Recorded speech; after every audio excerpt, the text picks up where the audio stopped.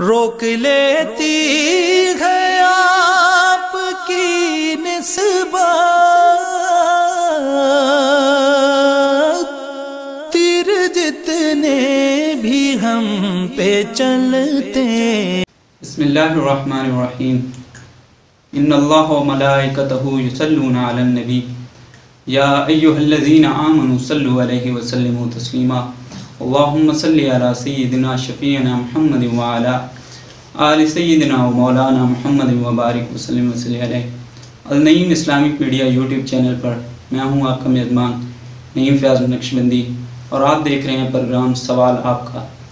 اور آج میرے ساتھ موجود ہیں سماجی اور مذہبی شخصیت محبوب عالم دین حضرت علامہ مولانا محمد فیاض مصطفی مقصودی نقشبندی صاحب، المقصود ایجوکیشن سسٹم اور جامعہ مقصودیہ کے پرنسپل۔ حضرت انس بن مالک رضی اللہ تعالیٰ عنہ سے روایت ہے کہ حضور نبی کریم صلی اللہ علیہ وآلہ وسلم سے عرض کیا گیا کہ کون سا صدقہ سب سے افضل ہے؟ تو حضور نبی کریم صلی اللہ علیہ وسلم نے ارشاد فرمایا کہ جو صدقہ رمضان میں کیا جائے۔ رمضان شریف کا رحمتوں اور برکتوں کا مہینہ جاری و ساری ہے، تو علامہ صاحب کی خدمت میں آج کا پہلا سوال کہ رمضان کی اہمیت و فضیلت کیا ہے، ہمیں اس کے متعلق تعلیم فرمائیں۔ الحمدللہ رب العالمین والصلاة والسلام علی سید الانبیاء والمرسلین، اما بعد۔ شکریہ محمد نعیم فیاض صاحب۔ روزہ کی اہمیت و فضیلت کے حوالہ سے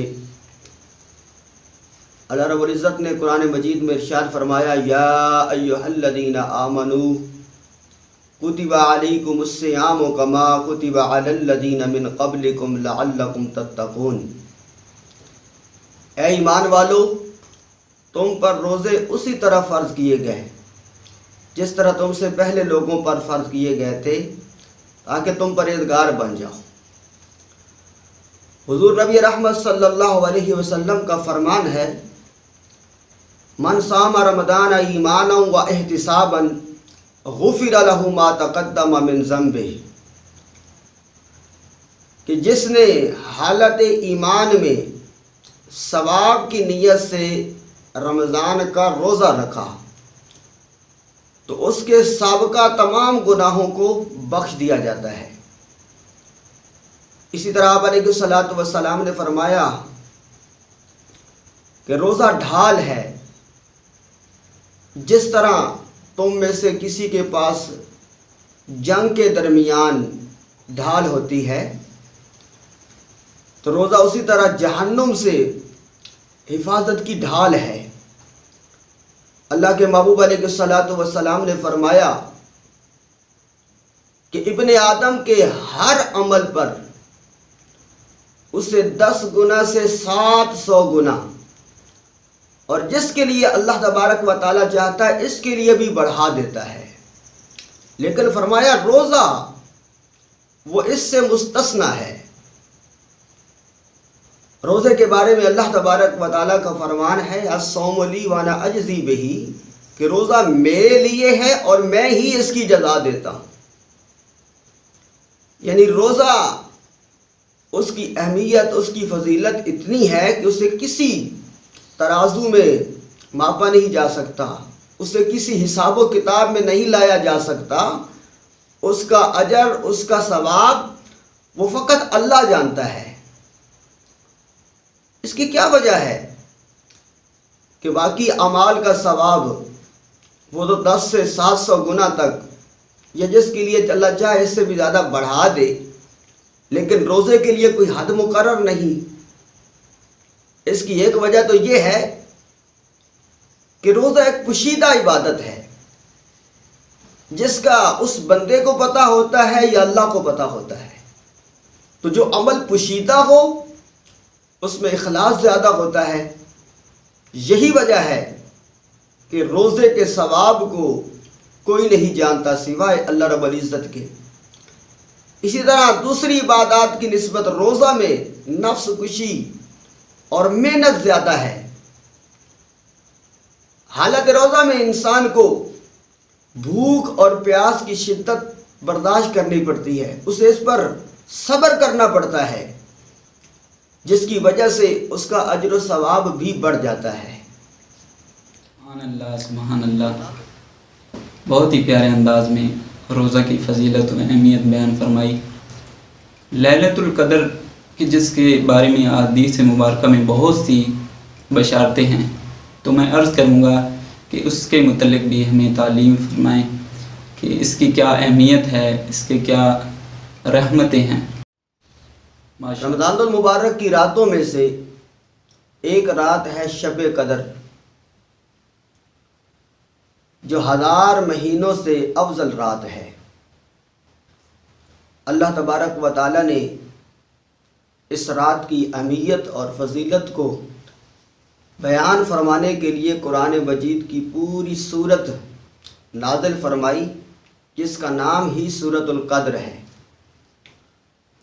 1000 مہینے جو 83 سال 4 ماہ بنتے ہیں، یعنی جو شخص اس رات عبادت کرتا ہے، اس رات کو عبادت میں گزارتا ہے، گویا اس نے 83 سال اور 4 ماہ عبادت کی ہے۔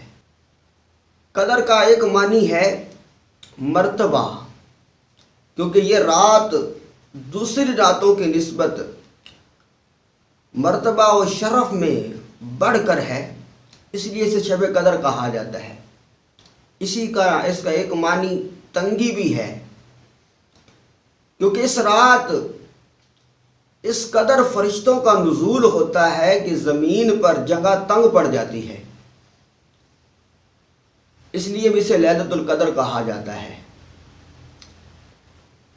اور یہ رات عطا فرمانے کے جو اسباب ہمیں روایات میں ملتے ہیں، ان میں سے ایک یہ بھی ہے کہ جب اللہ کے محبوب علیہ الصلوۃ والسلام کے سامنے گزشتہ امتوں کی عمروں کا تذکرہ ہوا، تو اللہ کے محبوب علیہ الصلوۃ والسلام فکر مند ہوئے کہ میری امت میں تو لوگوں کی اتنی عمریں نہیں ہوں گی، تو اللہ تبارک و تعالی نے اس وقت یہ شب قدر عطا فرمائی کہ جو شخص اس رات عبادت کرے گا، اللہ تبارک و تعالی اسے 1000 سال کی عبادت سے بھی زیادہ ثواب عطا فرمائے گا۔ اللہ کے محبوب علیہ الصلوۃ والسلام نے صحابہ کے سامنے کچھ احباب کا، کچھ شخصیات کا تذکرہ فرمایا اور ان کی عبادات کا تذکرہ فرمایا، تو صحابہ کرام کو ان پر رشک ہونے لگا۔ تو اللہ تبارک و تعالی نے اس وقت یہ سورۃ القدر نازل فرمائی کہ اے محبوب علیہ الصلوۃ والسلام اپنے غلاموں کو بتائیں کہ اگر وہ اس رات عبادت کر لیں تو اللہ تبارک و تعالیٰ ان شخصیات کی عبادت سے بھی بڑھ کر ان کو ثواب عطا فرمائے گا۔ ماشاءاللہ، سبحان اللہ۔ آج کے پروگرام کا وقت مکمل ہوا۔ میں بہت شکر گزار ہوں حضرت علامہ محمد فیاض مصطفی صاحب کا کہ انہوں نے اپنا قیمتی وقت ہمیں دیا۔